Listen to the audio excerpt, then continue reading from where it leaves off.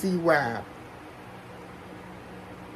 PlayStation 4 Pro, and somebody could correct me if I wrong with this, but it seemed like earlier during the year that PlayStation 4 Pro was a little bit popular than the actual PlayStation 4.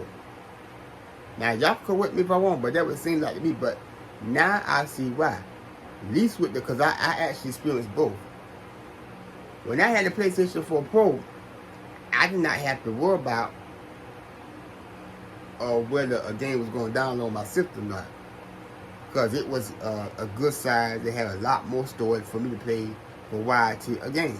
I had to worry about whether the game was going to take or not. And then plus, who going to worry about if a game going to take or not your system? That was never a thing one time. You didn't have to worry about whether you have to delete some stuff off your game, off your game system, because it's taking up too much of memory, and you're not gonna be able to have this game on your system because of that. That was never a thing.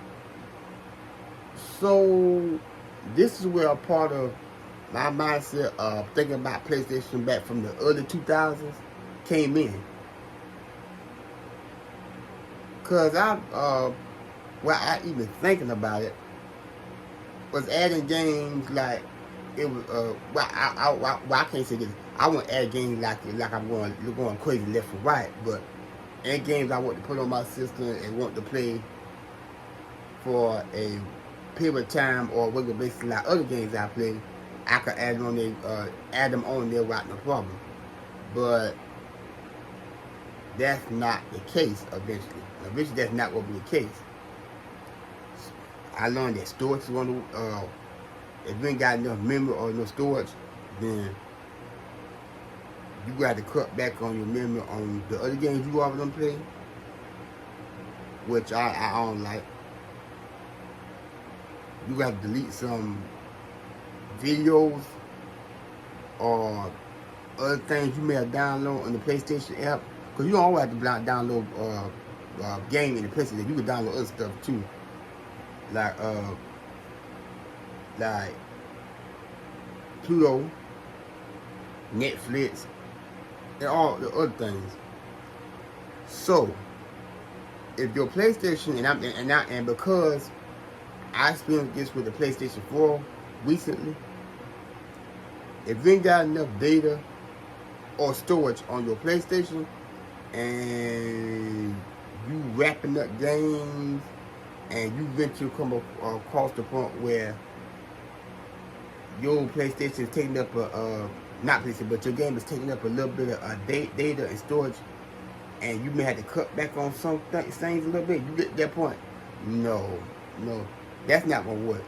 That's gonna become a problem, because I like to have all my games I play. I don't care if I don't play them games all the time. I still like to have all my memories for all the games I play, especially when I have a time I know I'm gonna go back to them. And I experienced that with the PlayStation 4 recently.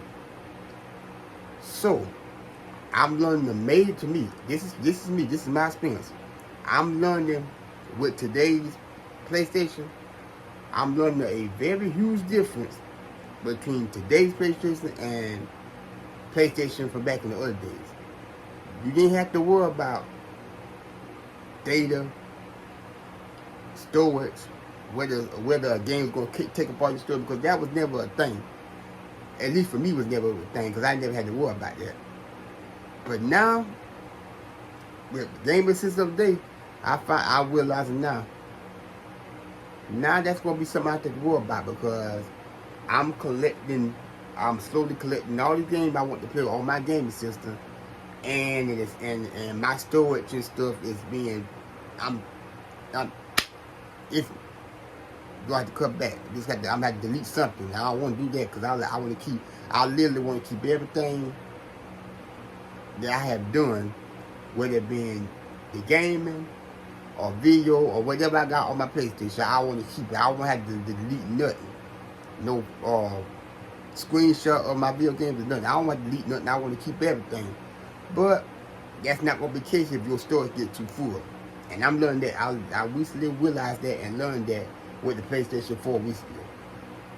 So Now I realize that if I want to get myself to a point where I could play all these games and not have to worry about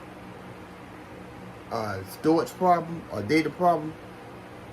One thing I know is I didn't have that problem with the PlayStation 4 Pro. So I think that's the reason, for me, in my opinion. I think that's why it seems like to me why people like the PlayStation 4 Pro. Cause it's no different than the regular PlayStation, but I think the PlayStation 4 Pro allow you to have multiple games while you worrying about where your storage or memory going to be full to a point you're not going to be able to continue to add more games on the system. Because with the PlayStation, the regular PlayStation, yeah, that's going to get to be a problem. Especially if you got a game that takes up a lot of memory and storage, yeah, that's going to really be a problem. But not a problem for the PlayStation 4 Pro, and I'm realizing that now. I'm slowly, even though I have adjusted to today's PlayStation and adapt to today's PlayStation and technology that we see nowadays, I still got some stuff that I'm learning.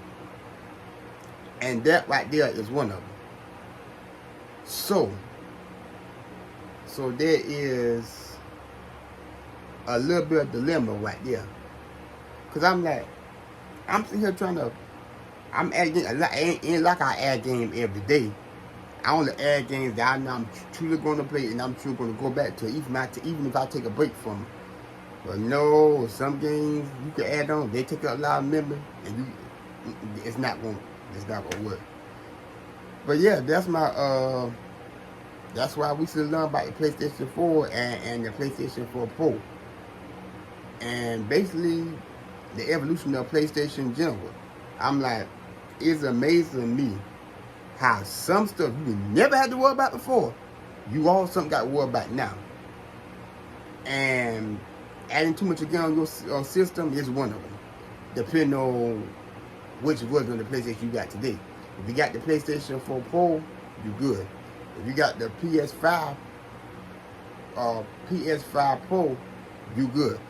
But PlayStation 4, yeah, you can add games, but eventually your stuff gonna get backed up and you ain't gonna be able to add nothing too much.